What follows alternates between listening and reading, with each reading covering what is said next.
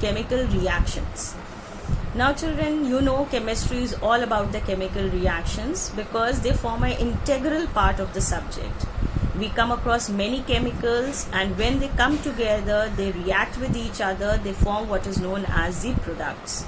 Different kind of chemical reactions are there, children. So basically a chemical reaction is said to take place when the old matter transforms into a new substance or the substances. That means when the reactants, they come together and they combine, they react with each other to give us certain products. That reaction is known as a chemical reaction. In a chemical reaction, children, if you see the kinds, there are 4 different types of chemical reactions.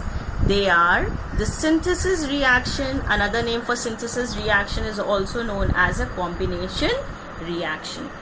Then we have a decomposition reaction.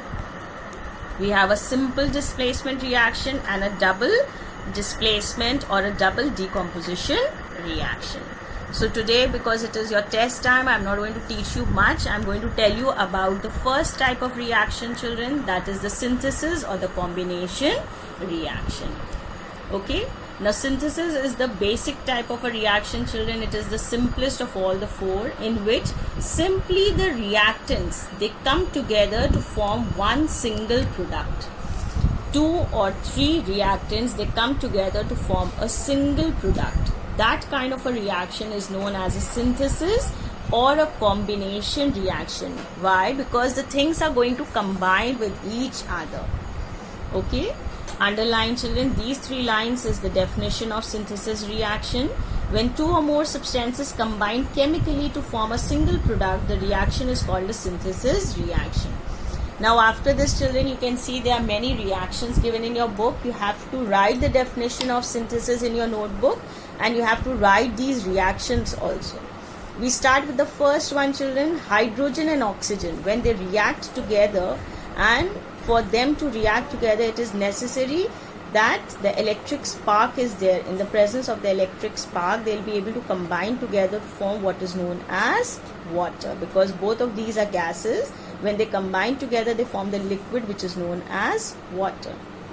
Carbon and oxygen. When carbon is burnt in the presence of oxygen, children, heat it is written, that means burning is being done. It forms carbon dioxide.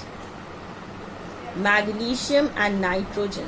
When magnesium and nitrogen are heated together, they form magnesium nitride. Okay, these are all well balanced reactions that have been given, children. Zinc and sulfur, when they are heated together, they form a new compound which is known as zinc sulfide. See, heat is written, children, that means it is taking place in the presence of heat. That means it has to be heated. Then phosphorus and oxygen. When phosphorus is made to burn in the presence of oxygen, it forms phosphorus pentaoxide. Then nitrogen and hydrogen. Now this is a very important reaction, children, because in this there are certain conditions that are to be fulfilled, then only the reaction will take place. And what are those conditions? See the conditions.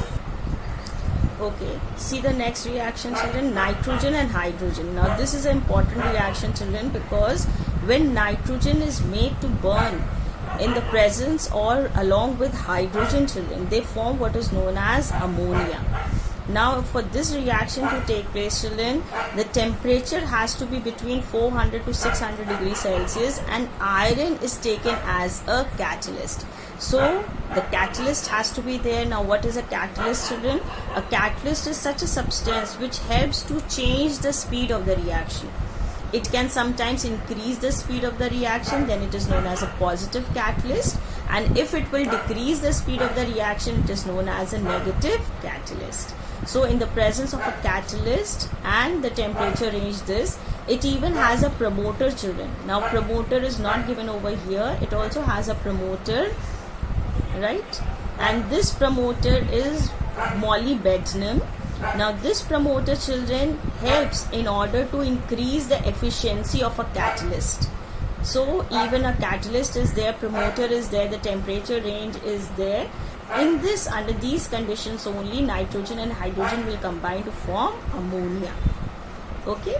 Then sulfur dioxide and oxygen. Now in order to combine both these gases, sulfur dioxide and oxygen, children, we have another catalyst which is V2O5. Now the name is not given, I am telling you over here, children. You can write V2O5 is vanadium pentoxide, right? So it will form sulfur trioxide, that is SO3. Okay. Then the last one is mercury, that is Hg and oxygen. When mercury is burnt in the presence of oxygen, it will form mercuric oxide. Okay. You can see this and you can write in your notebook, children. All these reactions have to be written in your notebook along with the definition. Now look here, children. There's an activity given over here. Not an activity exactly. They have given you one example over here trying to show you. Good morning, children. Today we are going to move ahead with the other parts of language of chemistry. In that, the next portion coming up is about chemical reactions. Now children, you know chemistry is all about the chemical reactions because they form an integral part of the subject. We come across many chemicals, and when they come together, they react with each other, they form what is known as the products. Different kind of chemical reactions are there, children. So basically a chemical reaction is said to take place when the old matter transforms into a new substance or the substances. That means when the reactants, they come together and they combine, they react with each other to give us certain products. That reaction is known as a chemical reaction. In a chemical reaction, children, if you see the kinds, there are 4 different types of chemical reactions. They are the synthesis reaction. Another name for synthesis reaction is also known as a combination reaction. Then we have a decomposition reaction. We have a simple displacement reaction and a double displacement or a double decomposition reaction. So today, because it is your test time, I am not going to teach you much. I am going to tell you about the first type of reaction, children, that is the synthesis or the combination reaction. Okay.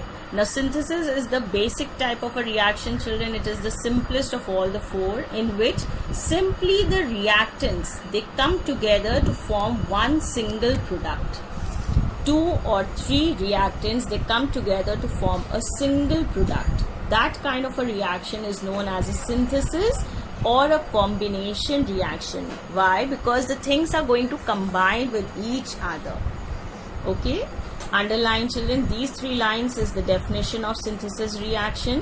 When 2 or more substances combine chemically to form a single product, the reaction is called a synthesis reaction. Now after this, children, you can see there are many reactions given in your book. You have to write the definition of synthesis in your notebook, and you have to write these reactions also.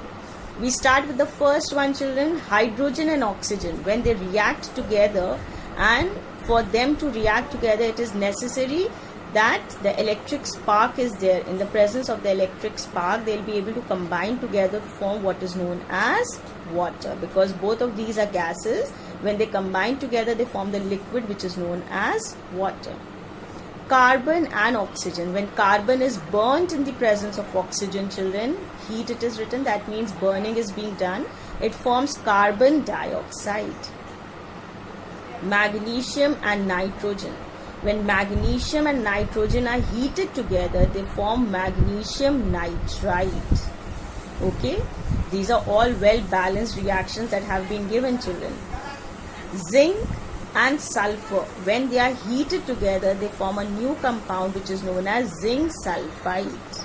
See, heat is written, children, that means it is taking place in the presence of heat. That means it has to be heated. Then phosphorus and oxygen. When phosphorus is made to burn in the presence of oxygen, it forms phosphorus pentoxide. Now you see the next reaction. This is a very important reaction. Nitrogen and hydrogen. When they combine together, they form another gas which is known as ammonia. For this reaction to take place, children, there are certain things that are to be kept in mind, and there are certain conditions that are to be fulfilled for this reaction to take place. First, as you can see over here, the temperature range has to be between 400 degrees Celsius to 600 degrees Celsius. Then there is a catalyst that is taken. See, Fe, that is iron. Iron is taken as a catalyst, children. Now a catalyst is such a substance that does not undergoes the chemical reaction. That means it just speeds up the chemical reaction, or it can decrease the speed of the chemical reaction, but itself it does not undergoes any kind of a change. There are two kind of a catalyst. One which increases the speed is known as a positive catalyst, and one which decreases the speed is known as the negative catalyst. Then there is one more thing not mentioned over here. You can write it, children. MO, that is molybdenum. Now this is a promoter. Now what is a promoter, children? A promoter is such a substance that increases the efficiency of a catalyst. That means it will not let the catalyst slow down the reaction. It keeps on increasing the speed of the catalyst. So a promoter is also used in this reaction. Coming to the next one, sulfur dioxide and oxygen, when they combine, they form sulfur trioxide, SO3. Now there is another compound written over here, children. See, V2O5. Now you can write the name over here, children. That is vanadium pentaoxide. Now this vanadium pentaoxide is also taken as a catalyst. Then mercury burns in the presence of oxygen to form mercuric oxide. So all these reactions are, children, a direct combination reaction or the synthesis reaction. All this has to be written in your notebook along with the definition. Come to the other side, children. See, now they are showing what happens. If we take coal, okay, and you burn the coal, what you are left behind? You are left behind with ashes, right?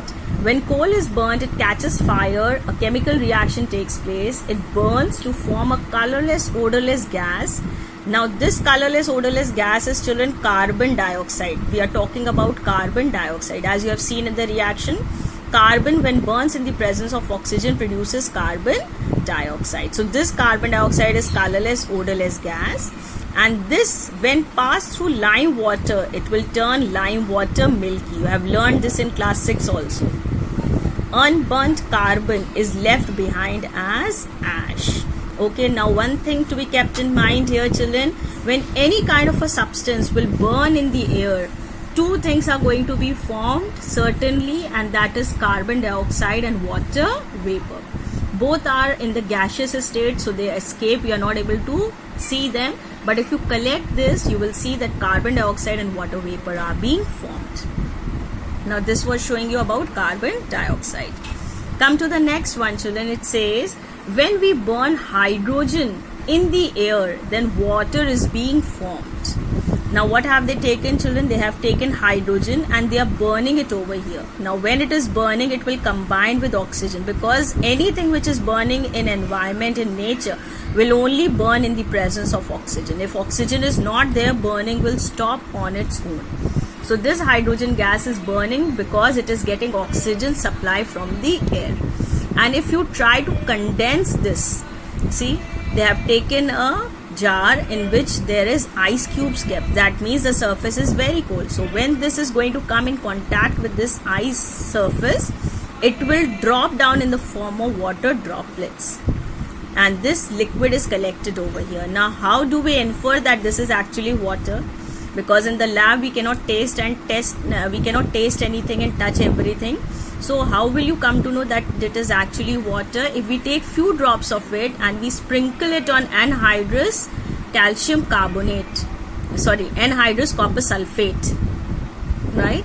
It will change the color and it will turn into hydrated copper sulfate. Anhydrous copper sulfate is white in color and hydrated copper sulfate is blue in color. So if this liquid is able to turn and change the color of copper sulfate, we come to know that this is exactly water. See, the reaction is given over here. Okay, so till here we have done it today. That's it for today's class. Thank you and have a wonderful day ahead.